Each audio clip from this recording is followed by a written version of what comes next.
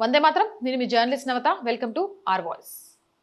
పంజాబ్ చరిత్రలో 1980, 1990 దశాబ్దాలు అత్యంత తీవ్రవాద అలజడులకు, హింసాత్మక ఘటనలకు వేదికగా నిలిచాయి. ప్రత్యేక రాష్ట్రం, దేశం పేరిట ఖలిస్తానీ ఉగ్రవాదులు సాగించిన రక్తపాతం కేవలం సామాన్య ప్రజలు, భద్రతా దళాలకే పరిమితం కాలేదు. సమాజానికి సత్యాన్ని అందిస్తూ హింసను ఎండగట్టే పత్రికా రంగాన్ని, జర్నలిస్టులను ఉగ్రవాదులు తమ ప్రధాన లక్ష్యంగా చేసుకున్నారు. వాక్ స్వతంత్రాన్ని, పత్రికా స్వేచ్ఛను అణిచివేయడానికి ఖలిస్తానీ మూకలు జర్నలిస్టులనే కాక పత్రికల యజమానులు, ఎడిటర్లు, చివరకు పేపర్లు పంచే హాకర్లు, రేడియో అధికారులపై కూడా దయాదాక్షిణ్యాలు లేకుండా దాడులు చేశారు. 1981 సెప్టెంబర్ 9 ఆనాటి సాయంత్రం పంజాబ్ హింద్ సమాచార్ గ్రూప్ దినపత్రికల వ్యవస్థాపకుడు, 83 ఏళ్ల వయోవృద్ధుడు లాలా జగత్ నారాయణ్ తన కారులో పాటియాలా నుంచి జలంధర్ వైపు ప్రయాణిస్తున్నారు. లుధియానా సమీపానికి చేరుకుంటున్న సమయంలో రాయల్ ఎన్ఫీల్డ్ బుల్లెట్ బైక్ పై వచ్చిన ఇద్దరు ఖలిస్తానీ తీవ్రవాదులు ఆయన కారును అనుసరించి సమీపం నుంచి తుపాకీతో విచక్షణారహితంగా కాల్పులు జరిపారు. లాలా జగత్ నారాయణ్ అక్కడికక్కడే ప్రాణాలు కోల్పోయారు.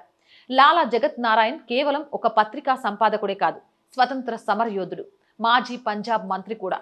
ఆయన ఆధ్వర్యంలోని హింద్ సమాచార్, పంజాబ్ కేసరి, జగ్బానీ పత్రికలు పంజాబ్ ప్రాంతంలో ఎంతో ప్రజాదరణ పొందేవి. ఉగ్రవాదం, మత తీవ్రవాద ధోరణులను ఆయన సంపాదకీయం ద్వారా తీవ్రంగా నిరసించారు. ప్రత్యేకించి జర్నల్ సింగ్ భింద్రన్వాలే నేతృత్వంలోని హింసాత్మక వైఖరిని, మత విద్వేషాలను ఆయన గట్టిగా ఖండించారు. సమాజంలో హిందూ, సిక్కు ఐక్యతను కాపాడడానికి ఆయన కలం పట్టి పోరాడారు. సత్యాన్ని నిర్భయంగా రాస్తున్న ఆయన కలం గలాన్ని నొక్కేయడానికే ఖలిస్తానీలు ఈ దారుణ హత్యకు ఒడిగట్టారు.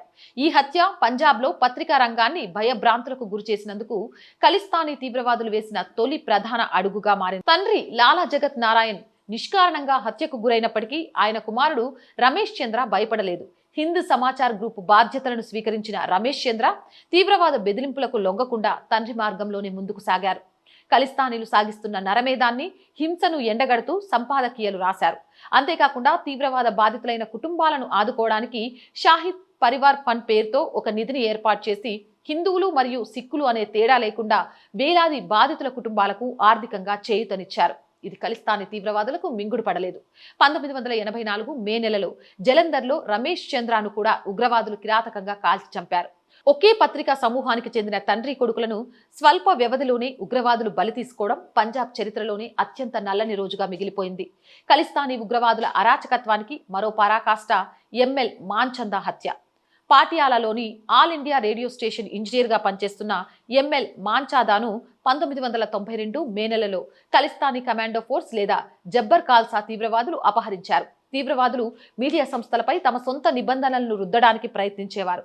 ఆల్ ఇండియా రేడియో తమ వార్తా ప్రసారాలలో భాషా వినియోగంలో ఖలిస్తానీ గ్రూపులు కోరిన పదజాలాన్ని ఉపయోగించాలని, లేకపోతే తీవ్ర పరిణామాలు ఉంటాయని హెచ్చరించారు. ఆ నిబంధనలకు అంగీకరించలేదనే కోపంతో ఎంఎల్ మాన్చాదాను అపహరించి దారుణంగా తలనరికి చంపేశారు. ఆయన ముండెం ఒక చోట, తల మరొక చోట పడేసి భయాందోళనలు సృష్టించారు. వార్తలు చదివే ఆకాశవాణి, దూరదర్శన్ ఉద్యోగులు మరియు అధికారులను భయపెట్టి తమ ప్రచార సాధనాలుగా మీడియాను మార్చుకోవడానికి ఉగ్రవాదులు ఈ రకమైన కిరాతక చర్యలకు పాల్పడ్డారు. ఖలిస్తానీ తీవ్రవాదం పంజాబ్లో కేవలం ప్రముఖ సంపాదకులకే పరిమితం కాలేదు. పత్రికా వ్యవస్థలోని ప్రతి స్థాయి వ్యక్తిని వారు వేధించారు. ఉగ్రవాదులు తాము విడుదల చేసే ప్రకటనలను పత్రికలు ఎలాంటి మార్పులు లేకుండా మొదటి పేజీలో ప్రచురించాలని ఆదేశించేవారు. తీవ్రవాదులను ఉగ్రవాదులు అని పిలవడానికి వీల్లేదని, కార్కు మిలిటెంట్లను మాత్రమే సంబోధించాలని మీడియా సంస్థలకు ఆంక్షలు విధించారు. ఈ నిబంధనలను ఉల్లంఘించిన విలేకరులను, సంపాదకులను మరణశిక్షకు గురి చేసేవారు. ఖలిస్తానీ వ్యతిరేక పత్రికల పంపిణీ అడ్డుకోవడానికి పంజాబ్లోని గ్రామీణ ప్రాంతాల్లో వార్తాపత్రికలను సైకిళ్లపై, బైకులపై సరఫరా చేసే సాధారణ హ్యాకర్లను, ఏజెంట్లను, డెలివరీ వ్యాన్ డ్రైవర్లను కూడా ఉగ్రవాదులు కాల్చి చంపారు. లాలా జగత్ నారాయణ్ పత్రికలైన పంజాబ్ కేసరి, జగ్బానీలను పంచవద్దని, ఆ పత్రికలను అమ్మే హ్యాకర్లను చంపేస్తామని బెదిరించారు. దీనివల్ల వందలాది మంది పేపర్ హ్యాకర్లు ప్రాణాలు కోల్పోవాల్సి వచ్చింది. చిన్న చిన్న పట్టణాలు, గ్రామాల నుంచి వార్తలు రాసే స్ట్రింగర్లు, విలేకరులు నిరంతరం ఉగ్రవాదుల తుపాకుల నీడలోనే పనిచేయాల్సి వచ్చింది. ఒకవైపు ప్రభుత్వ భద్రతా బలగాలు, మరొక వైపు ఉగ్రవాదుల తుపాకులు, ఈ రెండిటి మధ్య నలిగిపోతూ పంజాబ్ జర్నలిస్టులు నిరంతరం ప్రాణభయంతో గడిపారు. ఖలిస్తానాలు సాగించిన ఈ నరమేధం, హింసాకాండ పత్రికా స్వేచ్ఛను, ప్రజాస్వామ్య మూలాలను దెబ్బతీయడానికి చేసిన ఒక కుట్ర. సంపాదకులను చంపడం, విలేకరులను భయపెట్టడం, రేడియో అధికారులను కిరాతకంగా శిక్షించడం ద్వారా మీడియాను తమ భావజాల ప్రచార సాధనంగా మార్చుకోవడానికి వారు ప్రయత్నించారు. అయితే లాలా జగత్ నారాయణ్, రమేష్ చంద్ర, ఎంఎల్ మంచదా వంటి ధీరుల త్యాగాలు పత్రికా రంగానికి ఒక దిశానిర్దేశం చేశాయి.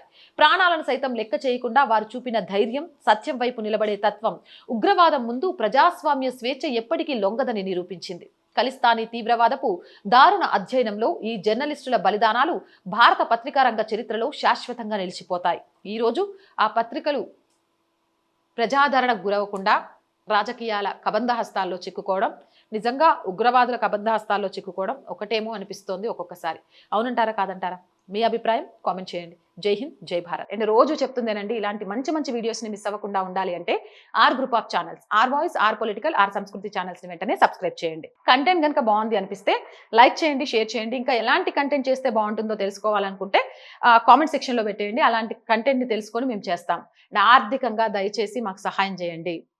ఛానల్ని నడిపించడం అంత ఈజీ కాదు. ఎన్ని ఇబ్బందులు వచ్చినా ఎక్కడ అడుగు వెనక్కి వేయకుండా ముందుకు వెళ్ళాలి అనుకుంటున్నాం. బ్రేక్ ఈవెన్కి చేరడానికి చాలా పాటలు పడుతున్నాం. బట్ అదంతా ఈజీగా రావట్లేదు. మీరు అనుకుంటే మాత్రం అది ఈజీ అవుతుంది. మీ ఆర్థిక సహాయంతో చేస్తారని ఆశిస్తున్నాం. చేయాలి అనుకుంటే సబ్స్క్రిప్షన్ పక్కనే జాయిన్ అనే బటన్ ఉంది. 1 to 5 లెవెల్స్ ఉన్నాయి. ఏదో ఒక లెవెల్లో సపోర్ట్ చేయండి. అలాగే స్క్రీన్ మీద గూగుల్ పే, ఫోన్ పేతో పాటు అకౌంట్ డీటెయిల్స్ ఇచ్చాము. మీకు తోచిన సహాయాన్ని అందించండి. వ్యాపార ప్రకటన ద్వారా కూడా ఆర్ వాయిస్కి అండగా ఉండొచ్చు. 8328500576 నెంబర్ని సంప్రదించండి. జై హింద్, జై భారత్.